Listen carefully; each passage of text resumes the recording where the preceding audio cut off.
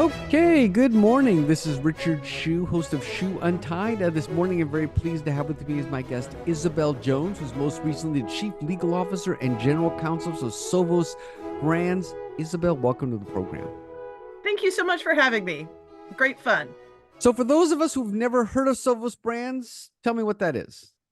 Sovos Brands was created to be a CPG company built by acquisition with the idea of acquiring, great tasting, authentic brands, and then growing them. So one of the brands we acquired that most people might know is Rayo's pasta sauce. Ah, of course. We also owned Noosa yogurt and Michelangelo frozen foods. And if you haven't been down the frozen food aisle in many a year, like I hadn't, um, Michelangelo's is really good also.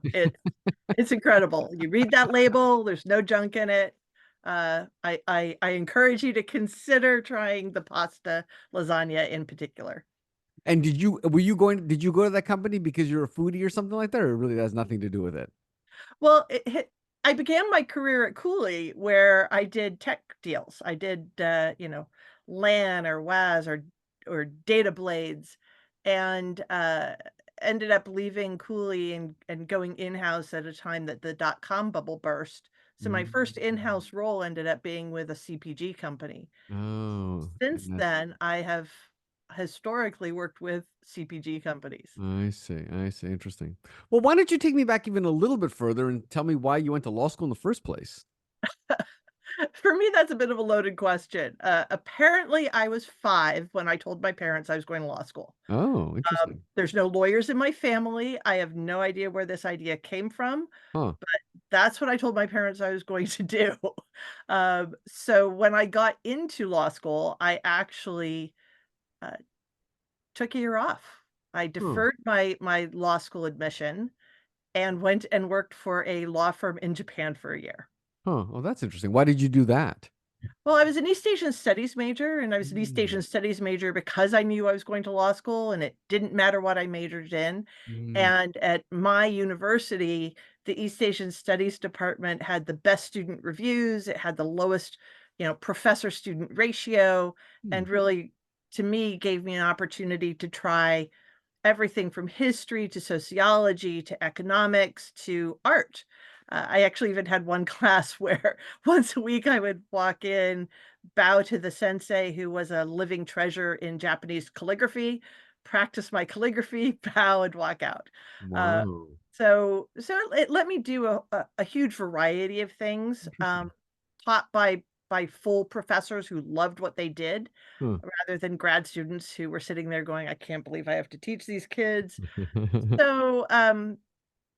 So when I decided to take a year off and step back and say, "Okay, do I really want to go to law school, or am I just that stubborn and progressing on something I decided when I was 5 years old?" I managed to secure a job at a Japanese law firm. Interesting. Well, how did you like? I don't want to get too sidetracked, but I'm fascinated by Japan's this amazing country. How did you like living there and working there? It was a fantastic year. Yeah, I I bet. did everything from checking out all local festivals, fire walking, eating all sorts. But, for me, one of the best things about that year in Japan Yeah. is that the 7 foreign attorneys that were working at Nishimura and Sonata suddenly realized that there was this American kid in the back corner, polishing up, English written documents. Yeah. They didn't have a paralegal, they had no kind of junior associates to help them, and so suddenly I became their, paralegal, and I helped them do transactional work. I basically became, their closing document Hmm. person on the most boring of transactional work, apparently, aircraft leverage lease financing. But I loved it. I loved it. And when and so the team there said, "Well, if you enjoy this, you're a transactional lawyer at heart." I see. And so not only did my year in Japan give me a chance to step back and really evaluate, did I want to be a lawyer? But it actually made me know a lot more about the practice of law Mm, mm. and and something kind of beyond what you see on TV, like LA Law, uh, Right. or for the younger members of the audience, maybe they'll remember Boston Legal. I think LA Law is too old a reference.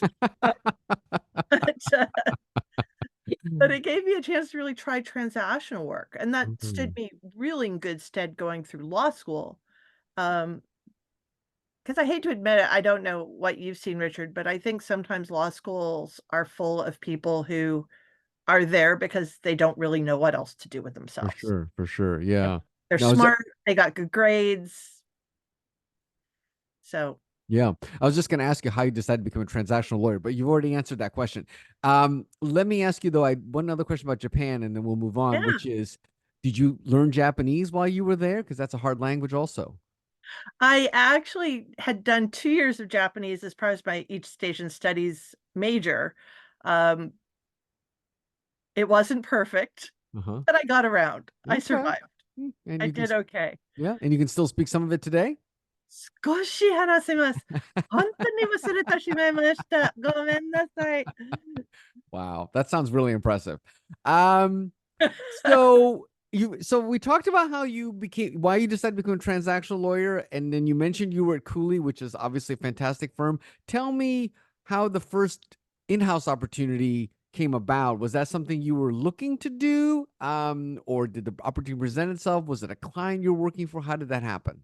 Actually, I was looking to make the change to in-house. Hmm, I don't know if you really remember those dot-com bubble days, of course. but we went from I one of the things I love the most about my practice at Cooley was the clients that I was acting essentially as the outside general counsel for. Right. I was their first stop for everything.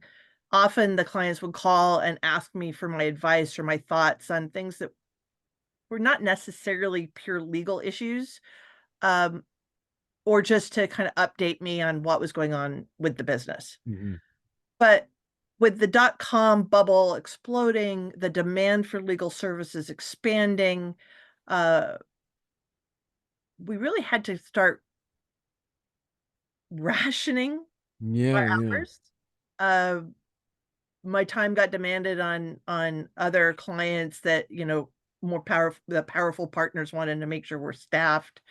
My billing rate skyrocketed. It became kind of too expensive for these companies to just call me up and brief me or just ask for my general input. Hmm. And so I went from feeling like I was a business partner of my clients to more like the SWAT team sharpshooter who's just called in to take that one shot and then walks away. And I really was missing that partnership. And so for me, a move in-house made a lot of sense. Yeah. So one of the jobs in the Bay Area that was looking for someone who did securities and M&A and that kind of corporate governance practice was Del Monte Foods, of all Hmm. things. Hmm. And I met Jim Potter, who was the general counsel of Del Monte. And Jim, when I met him, just blew me away. Hmm. He is smart, he is thoughtful, Hmm. he is an amazing manager. He has taught me so much. And I remember meeting him thinking, well, these smaller companies that I like to work with grow into bigger companies. And that's definitely been the experience I've seen, for example, at Sovos. And so, Jim can really teach me what it's supposed to look like Hmm. at a bigger company and what good governance looks like and how to manage a department, how to manage people. Yeah, So that was interesting. my first in-house role. Yeah, interesting. Well, tell me, how did you like it when you got there? Because people talk about it's definitely different from being in law firm private practice. You're going part of the business, you have a boss now. Like, tell me how that transition was. Well, I remember for the first month not knowing what a deck was. I'm like, "What's a deck?" I finally, yeah, I'm like, what is a deck? And then kind of explaining that. So there was that bit of a transition. Uh, the other thing that was really fabulous though was suddenly instead of my advice on securities matters or others being filtered through, I'm at the table. I have a seat at the table. Yeah. I'd actually been on the job for 3 days when Del Monte had its earnings call. Oh, And so I'm sitting in the room during the earnings call, ready to, help answer questions, write scribble on the piece of paper and hold it up for my CEO. And the thing that was funny about that very first earnings call is that there had been a snafu with the line for asking questions. So I'm sure you're familiar with the regular routine with yeah, earnings calls is yeah. they read the script, they go through their slides, and now the analysts have a chance to come on the line and ask questions. And the operator for the company that was hosting the call said, please press one to get in the queue. And apparently they'd gotten it set up that if someone pressed one, they actually got disconnected. Hmm. So after about 5 minutes, the operator goes, "Well, it seems like there's no one who has questions," and terminated the call. And I had never done a Del Monte earnings call Mhm. before. I thought it was pretty unusual Yeah, that there yeah, wouldn't be questions. yeah, Chaos. It was just absolute chaos. And I quickly said, "Look, we're going to put out another press release. We're going to put out another time. We'll we'll put together, just a Q&A section and, reestablish the call." yeah. And I think it was, it was only 3 days in, but the fact that there's someone who had the securities expertise at the table and could, quickly say, "Look, we can fix this. This is what we can do," and move forward. Yeah, interesting. Well, you mentioned earlier that, obviously Cooley, mainly work with tech companies, which makes complete sense. And then this is a consumer products company. You probably never worked with them. What was that like? Was that you indifferent, or did you like it more than tech companies? Not as much? Tell me about that. Well, there is something I think a little special when you're working with brands that people know and love. Yes, of course. And some of the tech companies, what they are doing is fabulous and interesting. Uh, but there's a special ownership, I think sometimes, the Del Monte brand, 100 years old brand. Yeah. I grew up in a Del Monte ketchup household. I don't know if you did in California. Uh, Pete's Coffee. People are very, very attached Yeah. to the Pete's Coffee Yeah. brand. Yeah. Yeah. Same with Diamond walnuts. Yeah. Yeah. Again, over 100 years old brand. And then, those up and coming, very attached brands like Rayo's pasta sauce. So there's a lot to be said. Uh, And I saw you were at Annie's also, which is the brand. yes, and Annie's. Oh my goodness, is there a shopping mall in the world in the United States that doesn't have an Annie's? Oh, not that Annie's. This was the organic Annie's, not Oh, oh, not the sorry, sorry. commercial. Ah, sorry, sorry, sorry. Yes, yes, yes. But still, But it's okay. funny you should say that because the other thing that I've discovered in the CPG world is that there is a great deal of confusion sometimes regarding names. Yeah, I mean, I just exaggerated. Diamond, people 100 years ago, there were two nut companies in California, one doing almonds and one doing walnuts, and both of them chose to use the name Diamond as part of their name. I'm like, really? Annie's itself, the company Annie's, there was actually formed by two companies, both with Annie's in their name. One was the salad dressings, and the other was the mac and cheese. Yeah, I Those see. I two see. Annie's were different Annie's, and they came together. Um, but for me, I think what I really learned that was different was the litigation profile. Oh, interesting. That that CPG companies have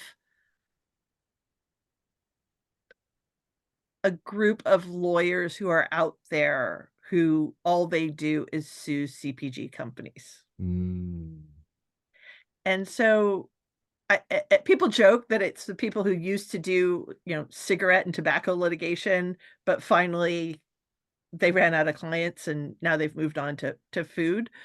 But you, staying abreast of their latest creativity is interesting. an interesting challenge. Interesting. So you inadvertently became a litigator, it sounds like, right? You wanted to be a corporate lawyer, and yeah, that makes total sense. That makes but it sounds like you became a pretty good litigator then. Well, I think maybe more of a litigator prevented. preventer. Uh-huh, uh-huh. I get that. So knowing what the low-hanging fruit is with those guys, and staying ahead of it, I think is really important. Yeah, yeah, no, For that makes example, sense. there's one guy out there and all he cares about is vanilla. And I,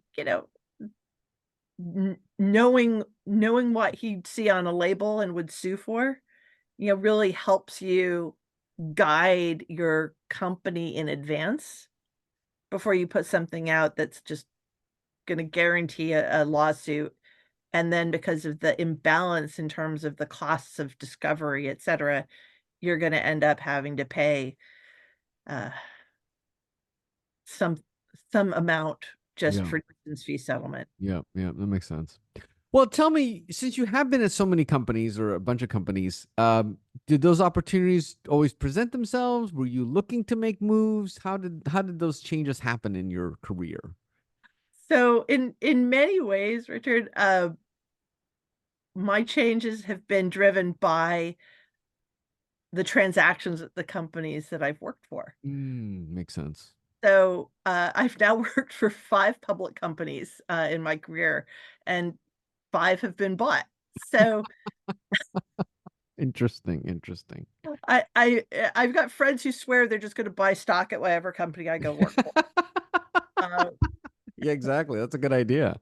I joke that VCs and private equity guys and founders who are in search of an exit just need to start, like, rubbing my head as a good luck talisman. And of course, Savos just got bought too, right? They just recently Oh, was acquired, right? we were bought by Campbell's, Uh-huh. absolutely. It was a Wow. large transaction, it was a very good transaction. Um, Sovos was really one of those bucket list jobs. I Mm. came in actually about a week before the pandemic shut everyone down, I joined the company. Oh, wow. Ended up doing the IPO from my bedroom, uh, Wow. which is a corner where I set up my desk, and, then pushed that all the way through to an exit and a sale with Campbell's, where we sold at almost double the IPO price. Wow. Well, congratulations on that. Thank you.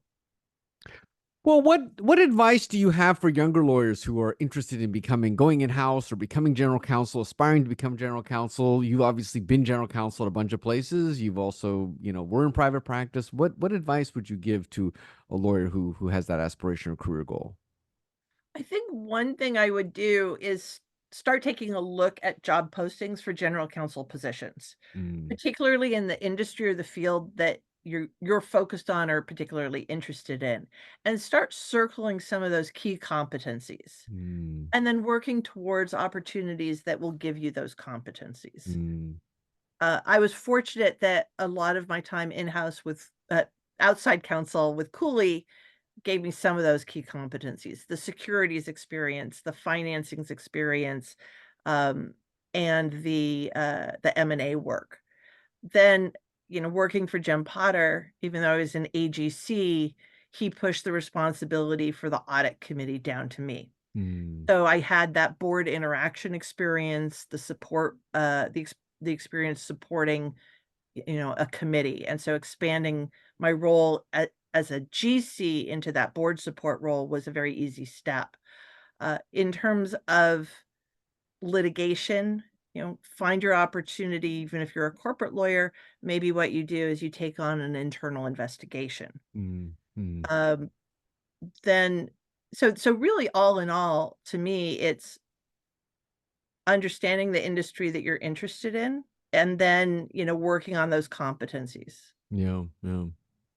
'Cause also, there are certain competencies that I think are applicable across industry.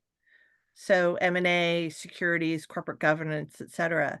That being said, while those experiences may be or that knowledge base may be applicable across many industries, uh, there's often a challenge to persuading the people making the hiring decisions that just because you come from CPG or you come from tech, doesn't mean that you can't take on petrochemical or Yeah, yeah, whatever is yeah, different. yeah. So I do think making sure that you've got that experience in an area that is of interest to you, And then lastly, any chance you have in terms of getting management experience and building up the opportunity to have direct reports. Do you give credit to your 5-year-old self for telling your parents that you want to become a lawyer?